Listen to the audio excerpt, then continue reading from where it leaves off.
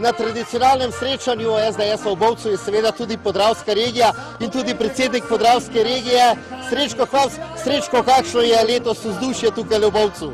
Ja, super, odlično. Pozna se, da se 2 leti že nismo videli, žal zaradi te korone, tako da je po 2 letih srečanje še toliko bolj pristno, veselo in tudi več nas je.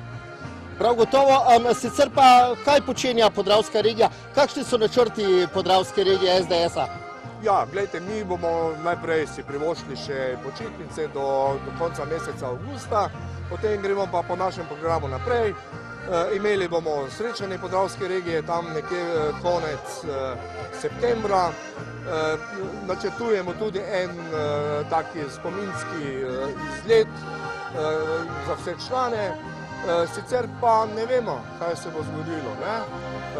V zraku visijo predčasne volitve, ali pa tudi, če jih ne bo. V naslednjem letu bo super volilno leto, tako da se moramo res pripraviti. Podravska regija je ena od številčnejših regij, kar nekaj mestnih odborov in občinskih odborov imate. Kako je vse skupaj s koordinacijo? Je težko skupaj skoordinirati vse te ljudi? Ja, gledajte, v naši regiji je 15 občinskih odborov, zelo različnih, od Šentilja do Oplotnice, Makol, Ruž, Lovrenca. Vsak ima neke svoje probleme, svoje zahteve ali pa svoje pričakovanja, ampak z nekim usklajevanjem, z nekim dialogom se da to vse uskladiti in do zdaj smo bili še vedno uspešni. Prav drugače pa je to srečanje, ker se nekako vsi skupaj zberete, mogoče si začrtate kakšne nove cilje in pa jaz mislim, tako srečanje je neko, bom rekel, pristno tudi prijateljsko.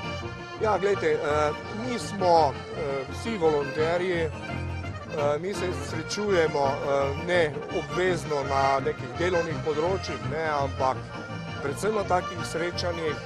In taka srečanja so zelo dobrodošla, da malo izmenjamo mnenja, utrdimo te prijateljske vezi, da si malo začrtamo neke načrte za prihodnost. So zelo dobrodošla. Hvala lepa. Ja, enako.